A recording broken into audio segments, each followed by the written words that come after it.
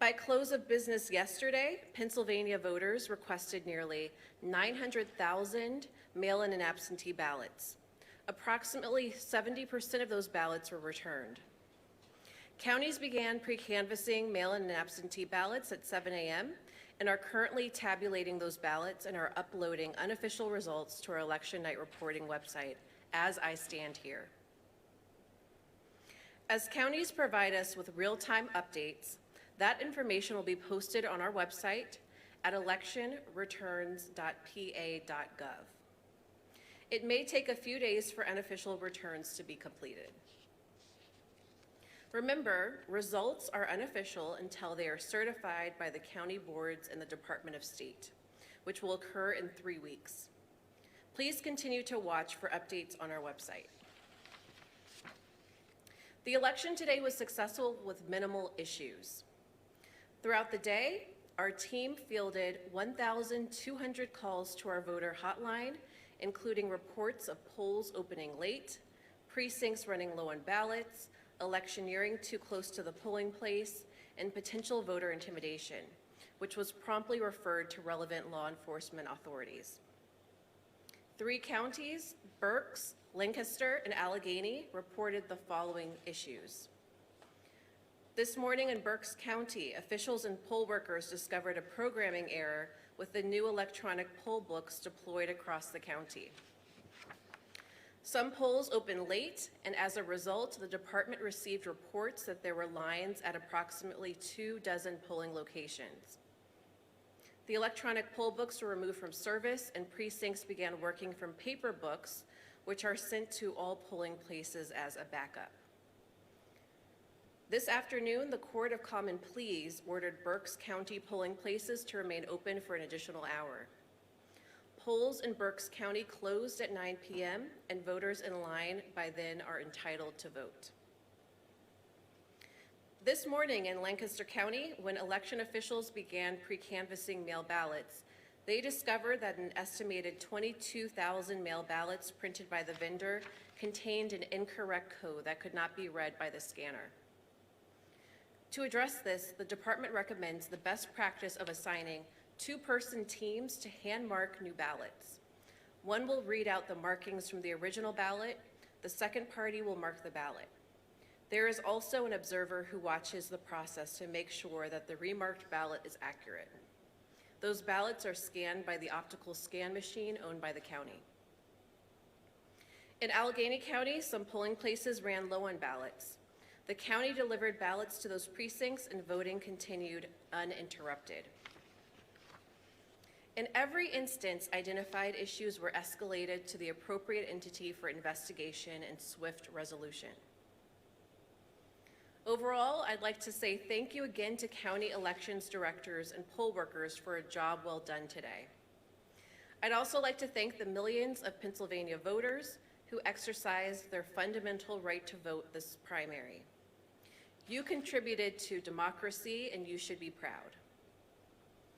And finally, I'd like to thank our federal partners at Homeland Security and the FBI, and at the state level, PEMA, Pennsylvania Department of Homeland Security, the Pennsylvania National Guard, the Department of Military and Veterans Affairs, Pennsylvania State Police, the Office of Information Technology, and my dedicated staff at the Department of State.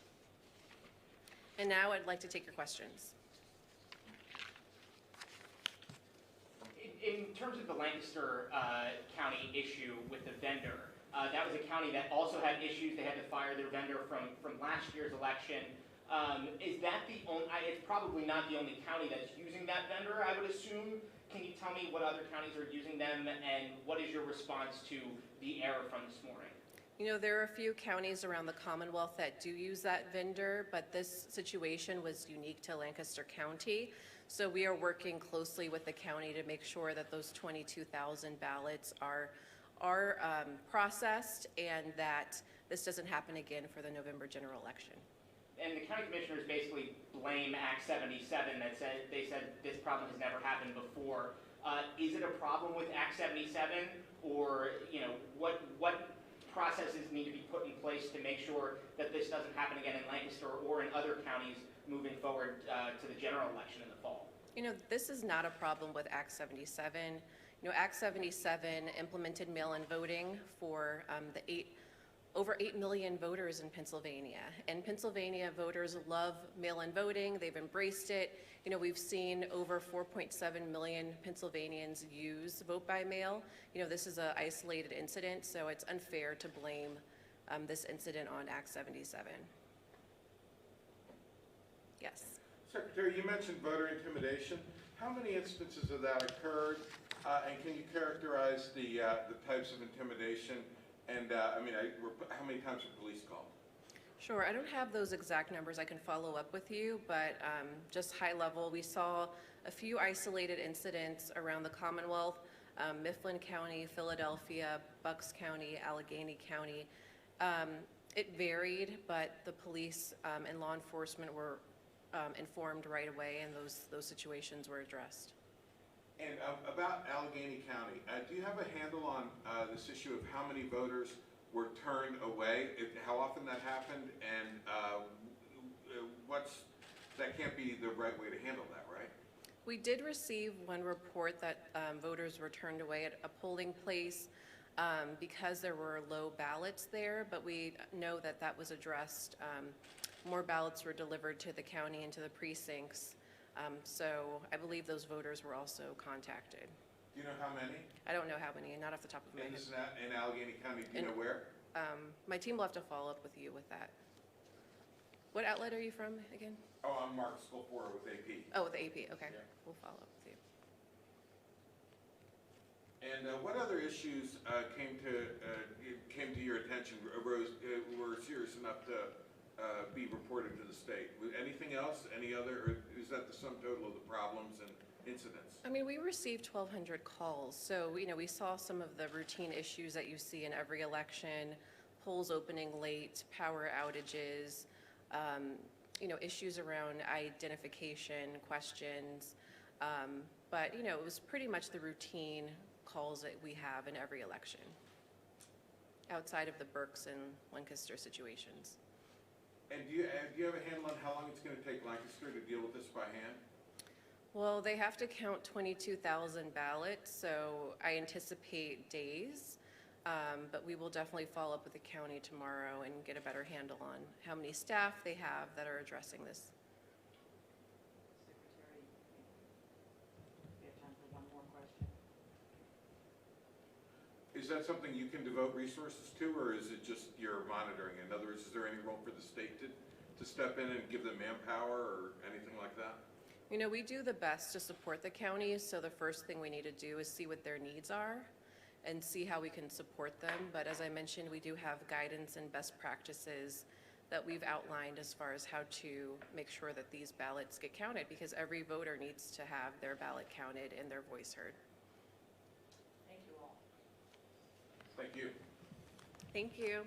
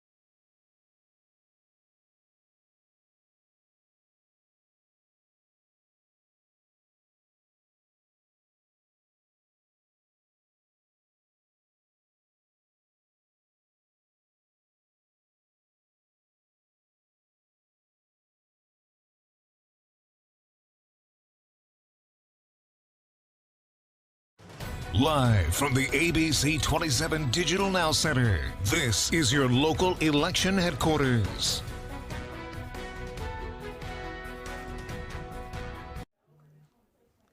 Good evening, everybody. Good James, evening. James, you take the lead on this. Oh my It's goodness. normally your bedtime, isn't it? It is, but I have to stay up with you, Dennis. I am so happy to be here. I'm James Crumwell along with Dennis Owens. We've just been listening to the press conference there from the Secretary of State talking about the big night, which of course this is primary election night throughout Pennsylvania. It is Super Bowl Tuesday. Super Tuesday, Lee Chapman, the acting Secretary of State, saying it was a successful day. There were minimal issues, though she did point out that in Berks County there were programming errors in the poll books. That caused lines. Some people may have walked away, so the courts there ordered that the polls stay open an extra hour until 9 p.m., so they just closed about 11 minutes ago. That's in Berks County. Yes. In Lancaster County, we have mail-in ballots, which we've been reporting on ABC 27 all day long, that the vendor who provided the ballots, there was some kind of a screw-up there, so they're going to now have to count 22,000 mail-in ballots and that's by going hand. to take some time. Could take days, I think they just said. Commissioners in Lancaster County say this is an example of why Act 77 needs to be tossed completely, and that was the law, comprehensive law that gave us mail-in ballot. Republicans don't like that, many of them calling for that to be tossed. Commissioners in Lancaster County saying that, but Lee Chapman saying, no, it's an isolated incident and not a problem with Act 77. And oh, by the way, people like mail-in ballots. There was some 800,000 mail-ins this year. This time around. The overwhelming majority, by the way, requested by Democrats. So Yes. between absentee and mail-ins, there's some 900,000, and nearly 700,000 were Democrats. So clearly there's a partisan breakdown, James, on the use of mail-ins. But those 22,000 in Lancaster will have to be counted by hand. Yes. And then in Allegheny County, they were low on ballots, which was a problem in the last election in York County. But in Allegheny County, low on ballots, but she said they replenished the ballots and got back to normal. So there was no real disruption. Yeah, so she basically saying there are no widespread problems. She's talking about these isolated incidents throughout the state, but overall, she says things have been going well tonight. We'll see how that continues, and we'll see also will be interesting with these 900,000 mail-in ballots, how that affects the races tonight and if they'll be called tonight. Well, we have a couple of called races already, and it's interesting. Two of the biggest stars in the Democratic's universe are kind of laid up tonight, but they've both been declared winners. So Josh Shapiro, now that surprises no one. He was unopposed. So the minute one person voted for him, I guess he's a winner, right? Yes. But so Josh Shapiro, the Attorney General, will be the Democratic candidate for governor in November. He was, as I said, he was unopposed. But the Lieutenant Governor, John Fetterman, has just been declared by the Associated Press the winner in the Democratic race for U.S. Senate, which included three people, including Connor Lamb and Malcolm Kenyatta and Alex Khalil. So both Josh Shapiro, who was announced today tested positive for COVID, is isolating at home tonight. So no real party in the Shapiro house, we don't think.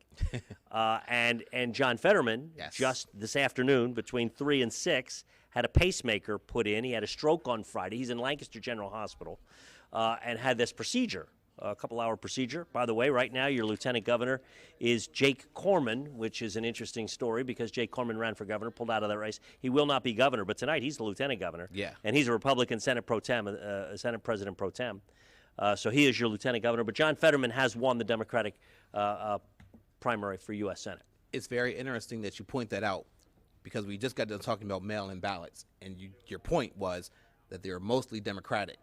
The fact that John Fetterman already been announced as the winner just within an hour of the polls closing shows just how dominant he was in this race. And I think, James, that's a good point. And the big story here is Connor Lamb, because Malcolm Kenyatta and Alex Khalil, yes, and perhaps there's future for them, but a lot of people, a lot of establishment people, a lot of Washington establishment people wanted Connor Lamb to win that primary, feeling he had a better shot in November. Electability in November, they felt that the congressman from Western Pennsylvania, Connor Lamb, had the best shot in November to go against whoever the Republican is. And that race is going to be interesting to see tonight, too, which we're waiting on.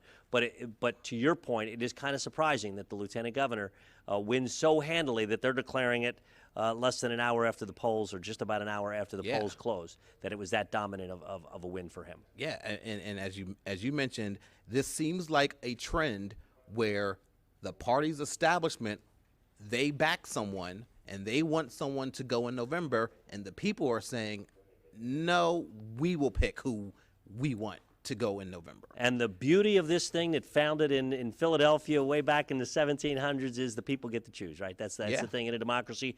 And let's talk about the Senate Republican race. All the do king's that. horses and all the king's men, all the high-priced consultants, all the television advertising went to Dave McCormick and Mehmet Oz. And yet an upstart named Kathy Barnett, Yes. and we're talking Republican race for Senate, it was in a statistical dead heat going into the election day today. Now, polls aren't the most important thing. The only thing that really counts is how many people are voting for you. Yeah. Let's see. Do we have some numbers? I know we were just handed some numbers. U.S. We have McCormick. Now these are early numbers yet, so nothing declared. A long way to go Got a with this long way to race. go is right. But the numbers I'm seeing, our good guy George Stockberger over here is manning the digital center. Dave McCormick at 32%, Mehmet Oz at 26%, and Kathy Barnett at 21%, which is almost a flipping of what the polls were telling us beforehand. But again, these are early numbers. Very early, and Things could change. and we don't know what part of the state most of these numbers Yeah. are coming from right now. Right. So that's going to keep flipping. throughout That's the night. correct, too. That's a good point. And so we expect it to be close. But at the moment, McCormick with a narrow lead over Oz and a lead over 32, 26, 21, McCormick, Oz, and Barnett. So will be interesting. That's the Republican who's going to go for the U.S. Senate in the fall. And Dennis, why don't you just talk a little bit about why this race is so important and why the nation is watching this Senate race? Well, not only is the nation watching, the national parties have not only been involved, but they're going to get involved bigly, dare I say that, in November, because the complete power of the U.S. Senate, the balance of power, may hang on that Senate seat from Pennsylvania because it is so close. And both parties want that seat. Now, we should point out it is Pat Toomey, who is announcing he is not seeking re-election. He's a Republican. The Democrats definitely think they can poach that seat, take it back, put it in their column, and that's why they will pour a lot of money into this in November. And the Republicans want to hold that seat for obvious reasons. They will pour a lot of money into this race. So if you think all those crazy ads ended tonight, there may be a respite for a little bit. while. But, you know, the minute one election is over, we're already starting, and people are already focusing their eyes on the next election. It is definitely going to be interesting to see how that plays out. We know one side of that is John Fetterman. We don't know what the other side of that will be just yet. And John Fetterman, again, if you think about him, he ran for the U.S. Senate a couple of years ago, did not win, but got statewide name recognition.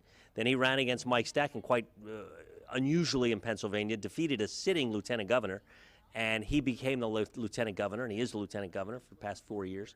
And he has really gathered a following, and obviously strong numbers in the people voting for him. So he's going to be on one side of the equation. Is he too progressive? That was the fear of those Democratic establishment people that were backing Conor Lamb. Right. Will he be too progressive to run for the U.S. Senate, or to win, I should say, in November? That will certainly be, whatever Republican comes out of this is going to tell you John Fetterman's too progressive. Oh, absolutely. But what I find fascinating about that is there are a lot of progressives in Pennsylvania saying, he ain't progressive. We like Malcolm Kenyatta. So say the progressives. I was going to say, during the debate, I mean, you saw what they said about each other, and many of them were saying what you just said. You saw three of those candidates on the Democratic side on that stage, and it appeared that they were saying that Malcolm Kenyatta was the one that was very far left, and Fetterman was more in the middle. So we'll see what happens now that Fetterman is the sole survivor of that race, moving on against a Republican, which many can say, depending on who wins, you can have that exact argument on the Republican side of the aisle. Yes. So let's talk about the Pennsylvania race for governor. Let's do So Donald that. Trump. Speaking of extremes, Well, Donald Trump this past weekend, and this goes to your point too about people worried about who's too extreme or who's too, not able to win in the fall. Here's the numbers we have as of now, and again, these numbers are very early. Still much to happen tonight. But Doug Mastriano, who was just endorsed by Donald Trump over the weekend, is at 30%, Bill McSwain at 19%, and Lou Barletta at 19%. So trailing are both McSwain and Barletta.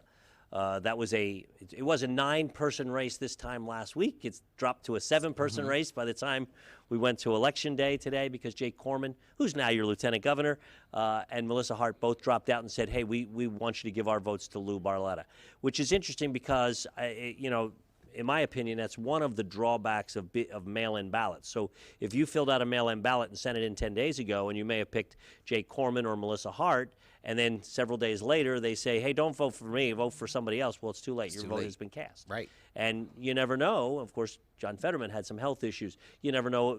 You never know if something's going to happen right up to Election Day.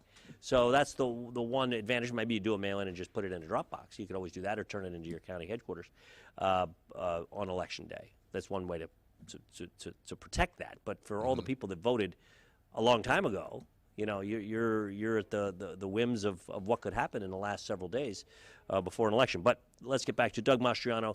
Has a lead over two other candidates. He was leading in the polls. It is believed that a Donald Trump endorsement is going to do nothing but put more wind in those sails.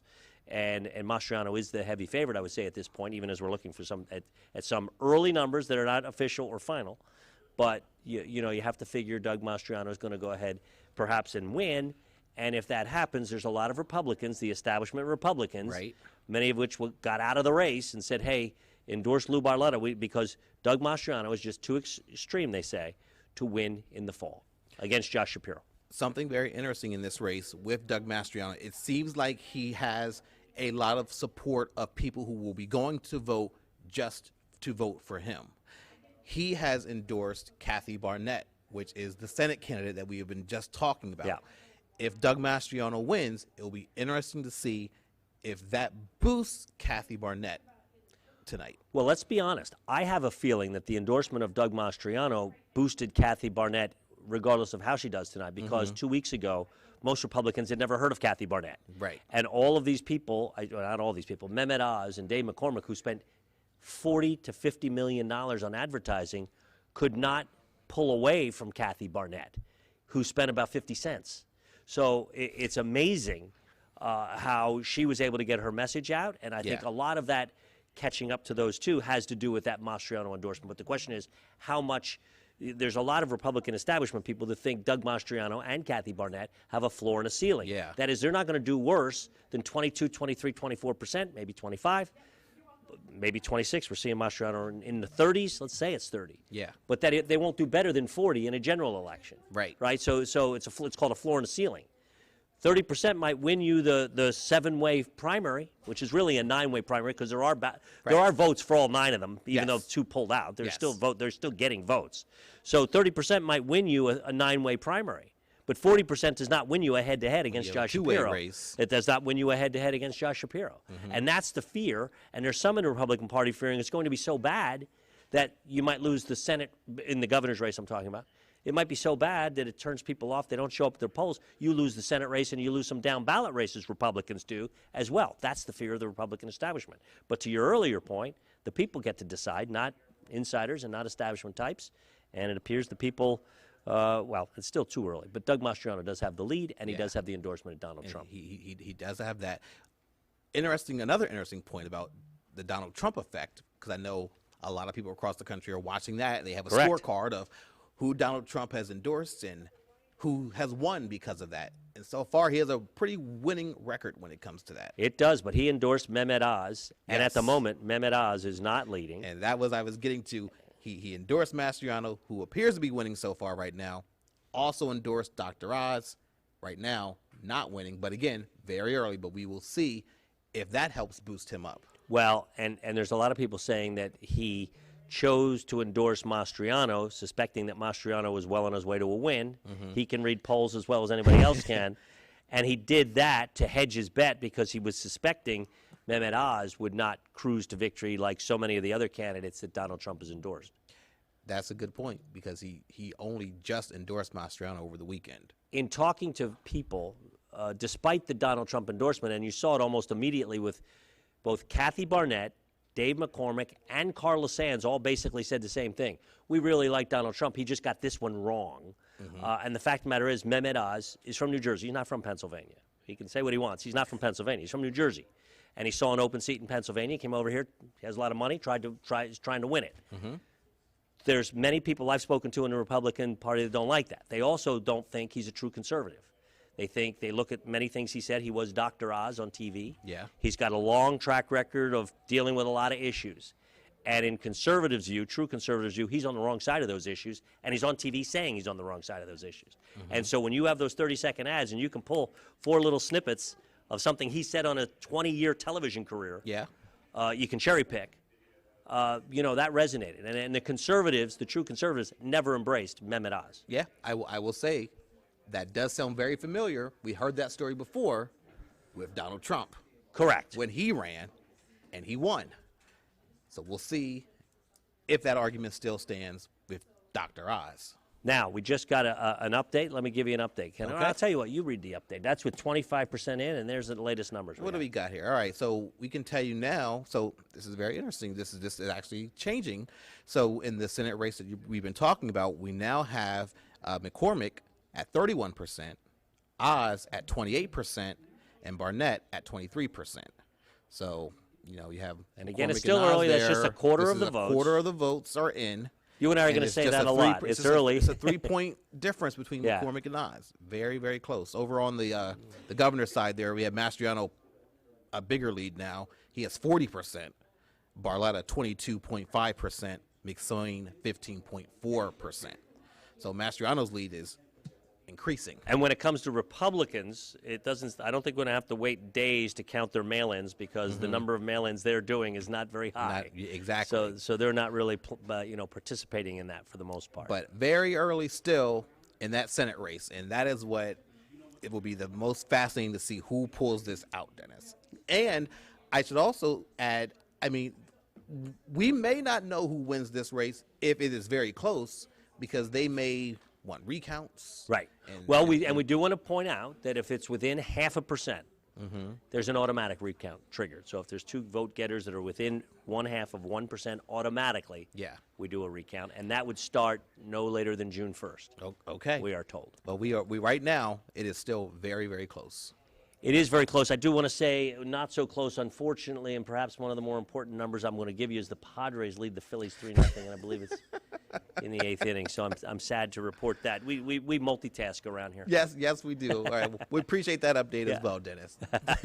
We appreciate everybody tuning in. Stay with us right here on air and online, abc27.com, and ABC27 tonight at 11. We'll have a complete recap. I do think numbers are coming in pretty well. If we're at 25% now, Yeah. they're making good progress. We'll hop back on here and we'll do another update. We will. So thanks All right. much, James. I like working with you.